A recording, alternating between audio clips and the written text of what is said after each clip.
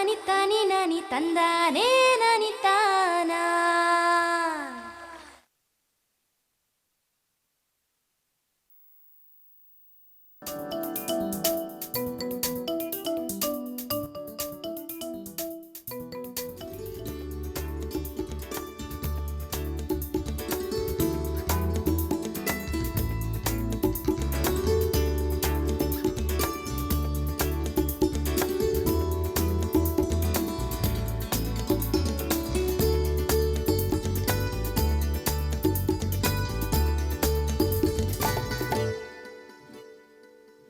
ನಮಸ್ಕಾರ ರೈತ ಬಾಂಧವರೇ, ಕೃಷಿ ದರ್ಶನದ ಕೃಷಿ ವಾರ್ತೆಗೆ ತಮಗೆಲ್ಲರಿಗೂ ಹಾರ್ದಿಕ ಸ್ವಾಗತ.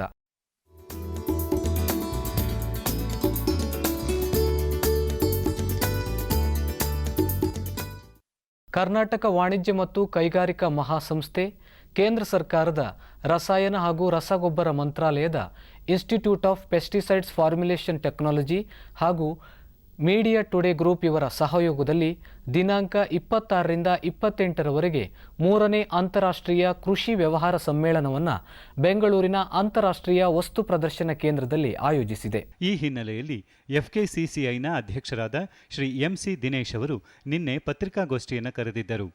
ತೋಟಗಾರಿಕಾ ಇಲಾಖೆಯ ನಿವೃತ್ತ ನಿರ್ದೇಶಕರಾದ ಡಾಕ್ಟರ್ GK ವಸಂತ್ ಕುಮಾರ್ ಅವರು ಸಮ್ಮೇಳನದ ಬಗ್ಗೆ ಮಾಹಿತಿಯನ್ನು ನೀಡಿದರು. ಈ ರೈತಾಪಿ ಜನರು ಕೇವಲ ಬೆಳೆ ಬೆಳೆಸೋದ್ರ ಮಾತ್ರ ಮಾಡಿದ್ರೆ ಲಾಭದಾಯಕವಲ್ಲ. ಹೆಚ್ಚು ಹೆಚ್ಚು ಜನರು ವಾಣಿಜ್ಯವಾಗಿ ಇದನ್ನು ತಗೊಳ್ಬೇಕು. ವಾಣಿಜ್ಯ ಅಂತ ಹೇಳಿದ್ರೆ ಈ ಅಗ್ರಿ ಬಿಸ್ನೆಸ್ ಅಂತ ಹೇಳ್ತೀವಿ. ಈ ಕೃಷಿನೂ ಸಮೇತ ಒಂದು ವ್ಯಾಪಾರ ಅಂತ ಮಾಡಿ ಅಲ್ಲಿ ಈ ವ್ಯಾಪಾರದಲ್ಲಿರುವಂಥ ಎಲ್ಲ ಒಂದು ತತ್ವಗಳನ್ನ ಇದಕ್ಕೆ ಅಳವಡಿಸ್ಕೊಂಡ್ರೆ ಜನರಿಗೆ ಬೇಕಾಗಿರೋ ಪದಾರ್ಥಗಳನ್ನ ಕೊಡೋಕ್ಕೆ ಸಾಧ್ಯತೆ ಆಗುತ್ತೆ ಮತ್ತು ಹೆಚ್ಚಿನ ಲಾಭದಾಯವನ್ನು ಮಾಡೋಕ್ಕಾಗುತ್ತೆ. ಎಲ್ಲ ಒಂದು ಟೆಕ್ನಾಲಜಿನ ಉಪಯೋಗಿಸ್ಕೊಂಡು ಕೃಷಿನ ಸುದೃಢವಾಗಿ ಮಾಡೋದಕ್ಕೆ, ಸುಸ್ಥಿರವಾಗಿ ಮಾಡೋಕ್ಕೆ ಪ್ರಯತ್ನ ನಡೀತಿದೆ. ನಮ್ಮದು ಕೃಷಿ ಪ್ರಧಾನವಾದ ರಾಷ್ಟ್ರ ಆಗಿರೋದ್ರಿಂದ ಇದನ್ನು ಅಳವಡಿಸ್ಕೊಂಡ್ರೆ ನಾವು ಖಂಡಿತ ಉತ್ಪಾದನೆ ನಮಗೋಸ್ಕರ ಅಲ್ಲ, ವಾಣಿಜ್ಯತೆ ಇಂದ ಒಂದು ತಂದು ಲಾಭನ ತರ್ಕೋಬೋದು. ಇದು ಆಗಸ್ಟ್ 26, 27, 28 3 ದಿನ ವಸ್ತು ಪ್ರದರ್ಶನ ಇರ್ತದೆ ಮತ್ತು 2 ದಿನ ಕಾನ್ಫರೆನ್ಸ್ 26, 27 ಧಾರವಾಡ ಕೃಷಿ ವಿಶ್ವವಿದ್ಯಾಲಯದಲ್ಲಿ ಇತ್ತೀಚೆಗೆ ರಾಷ್ಟ್ರೀಯ ಪಾರ್ಥೇನಿಯಂ ನಿರ್ಮೂಲನಾ ಸಪ್ತಾಹವನ್ನು ಆಚರಿಸಲಾಯಿತು. ವಿಶ್ವವಿದ್ಯಾಲಯದ ಕುಲಪತಿಗಳು ಸೇರಿದಂತೆ ಹಿರಿಯ ಅಧಿಕಾರಿಗಳು, ವಿಜ್ಞಾನಿಗಳು ಹಾಗೂ ವಿದ್ಯಾರ್ಥಿಗಳು ಪಾರ್ಥೇನಿಯಂ ಗಿಡಗಳ ನಿರ್ಮೂಲನಾ ಕಾರ್ಯಕ್ರಮದಲ್ಲಿ ಪಾಲ್ಗೊಂಡರು. ಬೆಂಗಳೂರು ಅಂತ ದೊಡ್ಡ ದೊಡ್ಡ ಪಟ್ಟಣಗಳಲ್ಲಿ ಈ ಪಾರ್ಥೇನಿಯಂ ಪೋಲನ್ನಿಂದನೇ ಭಾಳ ಮಂದಿಗೆ ಅಲರ್ಜಿಯಾಗಿ ಹಲವಾರು ಬಾಧೆಗಳನ್ನು ನಾವು ನೋಡಿದ್ದೇವೆ. ಆ ದೃಷ್ಟಿಯಿಂದ ಇದನ್ನು ನಾವು ದೇಶಾದ್ಯಂತ ಎಲ್ಲ ವಿದ್ಯಾರ್ಥಿಗಳಲ್ಲಿ, ಸಾರ್ವಜನಿಕರಲ್ಲಿ ಈ ಕಳೆಯನ್ನು ನಾವು ನಿಯಂತ್ರಣ ಮಾಡುವಂಥದ್ರ ಬಗ್ಗೆ ಅರಿವು ಮೂಡಿಸಲಿಕ್ಕೆ ಈ ಕಾರ್ಯಕ್ರಮ ಹಾಕ್ಕೊಂಡಿದ್ದೇವೆ. ನಾವು ಇದನ್ನು ನಮ್ಮ ಮುಖ್ಯ ಆವರಣದಲ್ಲಿ ಅಲ್ಲದೆ ನಮ್ಮ ಕೃಷಿ ಸಂಶೋಧನಾ ಕೇಂದ್ರಗಳಲ್ಲಿ, ಕೃಷಿ ವಿಜ್ಞಾನ ಕೇಂದ್ರಗಳಲ್ಲಿ, ನಮ್ಮ ಆವರಣಗಳೆಲ್ಲ ಅಲ್ಲದೇ ಮತ್ತು ಬೇರೆ ಬೇರೆ ಗ್ರಾಮಗಳಲ್ಲಿ ನಮ್ಮ ವಿದ್ಯಾರ್ಥಿಗಳು ಈ ಹಳ್ಳಿಗಳಲ್ಲಿ ಹೋಗಿರ್ತಕ್ಕಂಥ ಒಂದು ಕಾರ್ಯಕ್ರಮ ಇದೆ, ರಾವೆ ಕಾರ್ಯಕ್ರಮ ಅಂಥೇಳಿ. ಅಲ್ಲಿ ಸಹಿತ ಹೋಗಿ ಹಳ್ಳಿಗಳಲ್ಲಿ ಸಾರ್ವಜನಿಕರಲ್ಲಿ, ರೈತರಲ್ಲಿ ಈ ಕಳೆಯನ್ನು ನಾವು ನಿಯಂತ್ರಣ ಮಾಡೋದ್ರ ಉದ್ದೇಶ, ಇದನ್ನು ಮಾಡೋದ್ರಿಂದ ಏನು ಲಾಭ ಆಗುತ್ತೆ, ಇದರಿಂದ ಬೇರೆ ಬೇರೆ ಏನು ತೊಂದರೆಗಳದಾವೆ ಅದರ ಬಗ್ಗೆ ಅರಿವು ಮೂಡಿಸುವಂಥ ಕಾರ್ಯಕ್ರಮಗಳನ್ನು ಹಮ್ಮಿಕೊಂಡಿದ್ದೇವೆ. ಈ ಒಂದು ಬೆಳೆಯಲ್ಲಿ ಇದು ಅಕಸ್ಮಾತ್ ಪಾರ್ಥೇನಿಯಂ ಬರ್ತಂದ್ರೆ ಬೆಳೆಯ ಒಂದು ಇಳುವರಿಯಲ್ಲಿ ಕುಂಠಿತ ಆಕತಿ. ಅಷ್ಟಾಲಾರದ ನಮ್ಮ ಬೇಳೆ ಕಾಳುಗಳಲ್ಲಿ 60% ನೊಡಲೇಷನ್ ಅಂದರೆ ಬೇರೆಗಳಲ್ಲಿ ಬರ್ತಕ್ಕಂಥ ಸಾರ್ವಜನಿಕದ ಸ್ಥಿರೀಕರಣ ಆಗತಕ್ಕಂಥ ಗಂಟೆಗಳಲ್ಲಿ 60% ಕಡಿಮೆ ಆಕತಿ. ಹೀಗಾಗಿ ಇಳುವರಿ ಭಾಳಷ್ಟು ಕಡಿಮೆ ಆಗ್ತೈತಿ. ಇದಲ್ಲಾರ್ದ ಇದು ಒಂದೇ ಒಂದು ಗಿಡ ಸುಮಾರು 20ರಿಂದ 25 ಸಾವಿರದಷ್ಟು ಗಿಡ ಏನಪ್ಪ ಅಂದ್ರೆ ಸಣ್ಣ ಸಾಲದ ಒಂದು ಹಗರಾದ ಒಂದು ಬೀಜಗಳನ್ನು ತಯಾರು ಮಾಡ್ತೈತಿ. ಇವು ಭಾಳಷ್ಟು ಹಗರಿದ್ದ ಸಂಬಂಧ ಗಾಳಿಯಿಂದ ಮತ್ತು ನೀರಿನಿಂದ ಸರಾಗವಾಗಿ ಏನಪ್ಪ ಅಂದ್ರೆ ಇದು ಪ್ರಸಾರವಾಗತಕ್ಕಂಥ ಒಂದು ಕಳೆ ಇದು.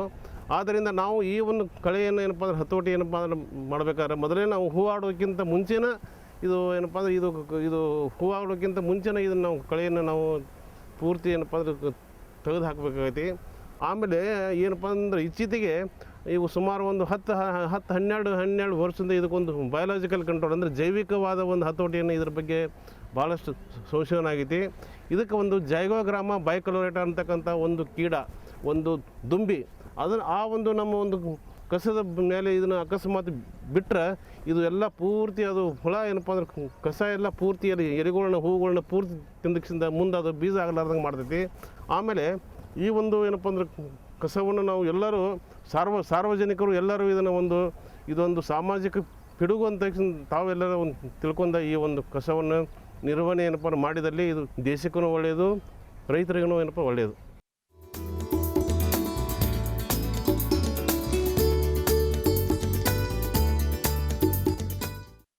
ಶ್ರೀರಂಗಪಟ್ಟಣ ತಾಲೂಕು ಪಾಲಹಳ್ಳಿಯ ಪ್ರಗತಿಪರ ಕೃಷಿಕರಾದ ರಮೇಶ್ ಅವರು 5 ಎಕರೆ ಪ್ರದೇಶವನ್ನು ಹೊಂದಿದ್ದು ಅದರಲ್ಲಿ 2 ಎಕರೆಯಲ್ಲಿ ಸಮಗ್ರ ಕೃಷಿ ಪದ್ಧತಿಯನ್ನು ಅನುಸರಿಸುತ್ತಿದ್ದಾರೆ. ಅಡಿಕೆ, ತೆಂಗು, ಮಾವು, ಬಾಳೆ, ಸಪೋಟ ಹೀಗೆ ವಿವಿಧ ರೀತಿಯ ಬೆಳೆಗಳನ್ನು ಬೆಳೆಯುತ್ತಿರುವ ಅವರು ಕಬ್ಬಿನಲ್ಲಿ ಚೆಂಡು ಹೂವು ಹಾಗೂ ಟೊಮೆಟೊವನ್ನು ಅಂತರ ಬೆಳೆಯಾಗಿ ಬೆಳೆದುಕೊಳ್ಳುತ್ತಾರೆ. ಅವರು ಬೆಳೆದ ಉತ್ಪನ್ನಗಳನ್ನು ತಾವು ಸ್ಥಾಪಿಸಿಕೊಂಡಿರುವ ಪಾಲಹಳ್ಳಿ ಕೃಷಿಕರ ಸಂಘದ ಮೂಲಕ ನೇರವಾಗಿ ಗ್ರಾಹಕರಿಗೆ ಮಾರಾಟ ಮಾಡುತ್ತಾರೆ.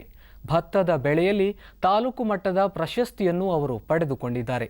ಮುಯ್ಯಾಳು ಪದ್ಧತಿಯಲ್ಲಿ ಕೃಷಿ ಚಟುವಟಿಕೆಗಳನ್ನು ಕೈಗೊಂಡಿರುವುದರಿಂದ ತಮಗೆ ಕೃಷಿ ಕಾರ್ಮಿಕರ ಕೊರತೆ ಯಾವತ್ತೂ ಕಾಣಿಸಿಕೊಂಡಿಲ್ಲ ಎನ್ನುತ್ತಾರೆ ರಮೇಶ್ ಅವರು. ನಾವು ಕೃಷಿ ಕುಟುಂಬದಲ್ಲೇ ನಮ್ಮ ತಂದೆ ತಾಯಿ, ನಮ್ಮ ತಾತ, ಅಮ್ಮ ಎಲ್ಲ ಕೃಷಿ ಕುಟುಂಬದಿಂದ ಬಂದದಿಂದ ನಾವು ಬೇರೆ ಕಡೆ ಇನ್ನೆಲ್ಲೂ ಹೋಗ್ದೇನೆ, ಆಸೆ ಮಾಡ್ದೇನೆ ಕೃಷಿಯಲ್ಲೇ ಖುಷಿ ಪಡಬೇಕು ಅಂತ ನಾನು ನಮ್ಮ ಸ್ನೇಹಿತರುಗಳ ಜೊತೆಯಲ್ಲೇ ನಾವು ಮುಯ್ಯಾಳು ಪದ್ಧತಿಯಲ್ಲೆಲ್ಲ ಮಾಡ್ತೀವಿ. ಇವತ್ತು ಕೃಷಿ ಕಾರ್ಮಿಕರು ಇಲ್ಲ ಅಂತ ಹೇಳ್ತಾವ್ರೆ. ವ್ಯವಸಾಯಕ್ಕೆ ಏನಕ್ಕೆ ಬೇಕು ಆಳುಗಳು? ಅವ್ರ ಕೆಲಸ ಬಿದ್ದಾಗ ನಾವು ಹೋಗೋದು, ನಮ್ಮ ಕೆಲಸ ಬಿದ್ದಾಗ ಅವ್ರು ಬರೋದು. ಈ ಥರ ಮಾಡ್ಕೊಂಡು ನಾವು ವ್ಯವಸಾಯನ ಖುಷಿಯಾಗಿ ಮಾಡ್ತಾಯಿದ್ದೀವಿ. ನಾನು ಮತ್ತು ನನ್ನ ಮಗ ಅವರೇ, 30 ವರ್ಷದ ನನ್ನ ಮಗ ಅವನು SLC ಗಂಟೆ ಓದ್ಬಿಟ್ಟು ಈಗ ನಮ್ಮ ಜೊತೆ ಕೈ ಜೋಡಿಸ್ತಾನೆ ವ್ಯವಸಾಯದಲ್ಲಿ. 5 ಎಕರೆ ಜಮೀನಲ್ಲೂ ನಾನು, ನನ್ನ ಮಗ, ನಮ್ಮ ಹೆಂಗಸರು ಮತ್ತು ಮುಯ್ಯಾಳುಗಳು ಶ್ರೀ ಧರ್ಮಸ್ಥಳ ಕ್ಷೇತ್ರದಲ್ಲಿ ನಾವು ಸಂಘ ಮಾಡಿದ್ವಿ. ಈಗ 200 ಸಂಘ ಐತೆ ಪಾಲಹಳ್ಳಿ ಘಟಕದಲ್ಲಿ. ಈಗ ನಾವು ನಿಂತಿರೋಂಥ ಜಮೀನಲ್ಲಿ 2 ಎಕರೆ ಐತೆ. ಇದರಲ್ಲಿ ಸಮಗ್ರ ಕೃಷಿ ಮಾಡಿದ್ದೀನಿ ನೋಡಿ. ಎನಿವನ್ನು ಕರಿಬೇವಿನ ಗಿಡ, ದಾಳಿಂಬೆ ಗಿಡ, ನಲ್ಲಿಕಾಯಿನ ಗಿಡ, ಇಲ್ಲೇ ನೀವೇ ನೋಡ್ತಾ ಇದ್ದೀರಿ. ಮಾವಿನ ಗಿಡ, 3-4 ಥರದ ಮಾವಿನ ಗಿಡ, ಬಾಳೆ ಗಿಡ. ತಿಂಗಳಿಗೊಂದು ಗೊನೆ ಹಣ್ಣು ಸಿಗುತ್ತೆ, ತಿಂಗಳಿಗೊಂದೊಂದು ಗೊನೆ. ಅದನ್ನು ನಾವು ಮಾರೋದಿಲ್ಲ. ನಾವು ಮಕ್ಕಳು ಮರಿ ನಾವೆಲ್ಲ ಹಣ್ಣಾದಂಗೆ ಈಗ ಬೇರೆ ಕೊಂಡ್ಕೊಂಡು ಬರೋ ಬದಲು ನಮ್ಮ ಮನೆಗೇ ಉಪಯೋಗಿಸ್ತಾ ಇದ್ದೀವಿ. ಕರಿಬೇವಿನ ಗಿಡಗಳೈತೆ ಒಂದು 30-40. ವ್ಯವಸಾಯದಲ್ಲಿ ಮುಂದರಿಬೇಕು ಅಂದರೆ ಇದು 2 ಎಕರೆಯಲ್ಲಿ ಸಮಗ್ರ ಕೃಷಿ ಮಾಡಿದ್ದೀನಿ. ಕೆಳಗಡೆ 1 ಎಕರೆ ಕಬ್ಬು ನೆಟ್ಟಿದ್ದೀನಿ, 4 ಅಡಿ ಪಟ ಮಡಗಿದ್ದೀನಿ. ಅದರಲ್ಲಿ ಸಮಗ್ರ ಕೃಷಿ. 1 ಸಾಲು ಚೆಂಡು ಮಲ್ಲಿಗೆ, ಟೊಮೊಟೊ ನೆಟ್ಟಿದ್ದೀನಿ ಮತ್ತು ಬೀನ್ಸ್ ಐತೆ ಒಳಗಡೆ. ಒಂದರಲ್ಲಿ ಬೆಲೆ ಹೋದ್ರೂ ಇನ್ನೊಂದರಲ್ಲಿ ನಮಗೆ ಬೆಳೆ ಅಡ್ಜಸ್ಟ್ ಆಗುತ್ತೆ. ಈಗ ನೋಡಿ, ಹೋದ ತಿಂಗಳು 1000 ರೂಪಾಯಿ ಇತ್ತು ಒಂದು ಟ್ರೈ, ಇವತ್ತು 100 ರೂಪಾಯಿಗೆ ತಗೊಳ್ಳೋರಿಲ್ಲ. ನಮಗೆ ಮಿನಿಮಮ್ಮು 10 ರೂಪಾಯಿ ಕೊಳ್ಳಿ ಕೆಜಿಗೆ. ರೈತರಿಗೆ ಮೋಸ ಆಗೋದಿಲ್ಲ. 2 ರೂಪಾಯಿ 3 ರೂಪಾಯಿ ಕೊಡೋದ್ರಿಂದ ರೈತರುಗಳು ಭಾರಿ ಕಂಗಾಲಾಗಿದ್ದೀವಿ. ಇದೇನಾಗೈತೆ, ಮಧ್ಯವರ್ತಿಗಳ ಅವಳಿ ಜಾಸ್ತಿ ಆಗೈತೆ. ನಾವು ನೇರವಾಗಿ ನಾವು ಬಾಡಲಿ ಕೃಷಿ ಬಳಗದಿಂದ ಮಾಡಿದ್ದೀವಿ. ನೇರ ಮಾರಾಟ ರೈತರಿಗೇನೆ ಕೊಡ್ತಾ ಇದ್ದೀವಿ. ಒಂದು 4-5 ಹಸು ಮಡಗಿದ್ದೀನಿ ಹೈನುಗಾರಿಕೆಗೆ. ಪ್ರತಿನಿತ್ಯ 10 ಲೀಟ್ರು, 15 ಲೀಟ್ರು, 20 ಲೀಟ್ರ್ ಹಾಲು ಹಾಕ್ತೀವಿ. ಅದು ಮನೆ ಬಳಕೆಗೆ ಆಗುತ್ತೆ. ಯಾವಾಗ ಹೆಂಗಸ್ರು ತಾವು ದುಡ್ಡಿತ್ತು, ಗಂಡಸ್ರನ್ನ ಅವರು ಹಣ ಕೇಳೋದಿಲ್ಲ. ಹಸು, ಒಂದು ಹಸು 5-5 ಲೀಟ್ರ್ ಹಾಲು ಕೊಡ್ತದೆ. 4 ಹಸು ಐತೆ. ಓರ್ಗರ್ಗಳು ಸಾಕ್ತೀನಿ. ಇವತ್ತು ದೇಶಾದ್ಯಂತ ಇಲಾತಿ ಓರ್ಗರಗಳೇ 1 ಲಕ್ಷ ಗಂಟ ನಡೀತಾ ಐತೆ. ಇವತ್ತು ನಮ್ಮ ಗ್ರಾಮೀಣ ಪ್ರದೇಶ ಉಳಿದೈತೆ ಅಂದರೆ ಹೈನುಗಾರಿಕೆಯಿಂದ ಅಂತ ನಾನು ಕೈ ಎತ್ತಿ ಹೇಳ್ತೀನಿ. ನಾನು ಈಗ ನಮ್ಮ ಜಮೀನಲ್ಲಿ 1 ಎಕರೆ ಕಬ್ಬು ಹಾಕಿದ್ದೀನಿ ರೀ. ಒಂದು 40 ಟನ್ ಕಬ್ಬಾಗುತ್ತೆ. ನಾವು ಪೂರ್ತಿ ಸಾವಯವನ್ನೂ ಅಲ್ಲ, ರಾಸಾಯನಿಕನೂ ಅಲ್ಲ. ಅಂತರ್ ಬೆಳೆಯಾಗಿ ಚೆಂಡ್ಮಲ್ಗ ನೆಡ್ತೀವಿ, ಬೆಂಡೆ ನೆಡ್ತೀನಿ, ಟೊಮೊಟೊ ನೆಡ್ತೀವಿ. ಸಮಗ್ರ ಕೃಷಿ ಮಾಡಿದ್ರೆ ಇವತ್ತು ರೈತ ಬದುಕ್ಬೋದು. ಒಂದನ್ನೇ ಕಬ್ಬು ಭತ್ತ ಅಂತಂದು ಹೋದರೆ ನಾವು ರೈತರು ಬದುಕೋದಕ್ಕಾಗೋದಿಲ್ಲ. ನಾನು ಈಗ 30 ವರ್ಷದಿಂದ ನಾನು ಕೃಷಿ ಮಾಡುವಾಗ ನನ್ನ ಇದೇನೆಂದರೆ ಹ್ಯಾಬಿಟ್ ಏನಂದರೆ ರೇಡಿಯೋ ಕೇಳೋದು. ಮೈಸೂರು ಆಕಾಶವಾಣಿ, ಬೆಂಗಳೂರು ಆಕಾಶವಾಣಿ, ಟಿ ವಿ ನೋಡೋದು. ರೈತರ ಬಗ್ಗೆ ಟಿ ವಿ ಬೆಳಗ್ಗೆ ಹೊತ್ತು ಬರುತ್ತೆ, ಚಂದನ ಟಿ ವಿ, ETV. ಇದು ರೈತರುಗಳು ಯಾವ್ಯಾವ ಇದರಲ್ಲಿ ತಾಲೂಕಿನಲ್ಲಿ ಏನೇನು ಮಾಡವ್ರೆ ಅವೆಲ್ಲ ನೋಡ್ಕೊಂಡು ನಾವು ನಮ್ಮ ಜಮೀನಲ್ಲೂ ನಮ್ಮ ಮನೆಯಲ್ಲೂ ಅದು ಅಳವಡಿಸಿದ್ದೀನಿ. ಈಗ ಆಕಾಶವಾಣಿಯರೇ ಎಲ್ಲ ಕಾರ್ಯಕ್ರಮದಲ್ಲೂ ಭಾಗವಹಿಸಿ ನಮ್ಮ ಜಮೀನಲ್ಲಿ ಅಳವಡಿಸೋದ್ರಿಂದ ರೇಡಿಯೋ ರಮೇಶ್ ಅಂತ ಪ್ರಶಸ್ತಿ ಕೊಟ್ಟರು ನನಗೆ. ರೈತ ಬಾಂಧವರೇ, ಪ್ರತಿದಿನ ಸೋಮವಾರದಿಂದ ಶುಕ್ರವಾರದವರೆಗೆ ಸಂಜೆ 5:30 ಕೃಷಿ ವಾರ್ತೆ. ಇನ್ನು ಮುಂದೆ ಕೃಷಿ ದರ್ಶನ ಮುಂದುವರಿಯುವುದು.